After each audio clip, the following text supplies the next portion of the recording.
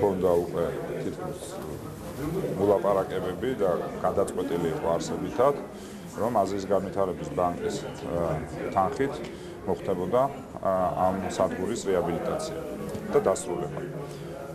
შემდგომ ფიზიკურ სამუშაოებამდე უამრავი ეტაპია დასავლელი და ეს ეტაპები 2011 და 12 წლებში პრაქტიკულად დასრულებული იყო და შესაბამისად ამ პროექტის განვითარებას წინააღმდეგი უდგას.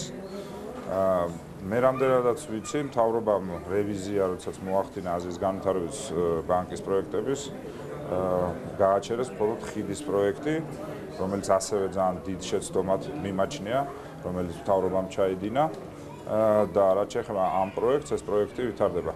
მეურვეობა ოფიციალურად ამ საკითხზე, ვინაიდან ეს სახელმწიფო კრედიტია, ფინანსთა და ინფრასტრუქტურის სამინისტროებს აქვთ. ბუნებრივია, ჩვენც მონაწილეობთ, ვინაიდან თბილისის პროექტია. ჩემი ინფორმაციით, ალბათ თუ მთავრობა სწრაფად წაიყვანს ამ პროცესს, ამ წლის ბოლოსთვის უკვე ფიზიკური სამუშაოების დაწყება იქნება შესაძლებელი. ფიზიკური სამუშაოების დაწყებიდან 2 წელიწად-ნახევარი 3 წელია მაინც საჭირო იმისათვის, რომ სრულად სამუშაოები დასრულდეს. ანუ თანხები არის, ყველა მოსამზადებელი სამუშაო ჩატარებულია. ეხლა ერთადერთი რაც არის საჭირო, ეს არის პოლიტიკური ნება, რომ მთავრობამ ეს ბოლომდე მიიყვანოს. და თუ რა საჭიროა ეს, ამაზე ახლა მე აღარ ვისაუბრებ, იმიტომ რომ ეს იმთავით გადაწყვეტილი იყო, რომ საჭირო იყო და ამ უბანში მაცხოვრებელი ადამიანები, ამ უბანში მაცხოვრებელი ადამიანები ამ პროექტს ელოდებიან უკვე მე მგონი 30 წელიწადზე მეტი.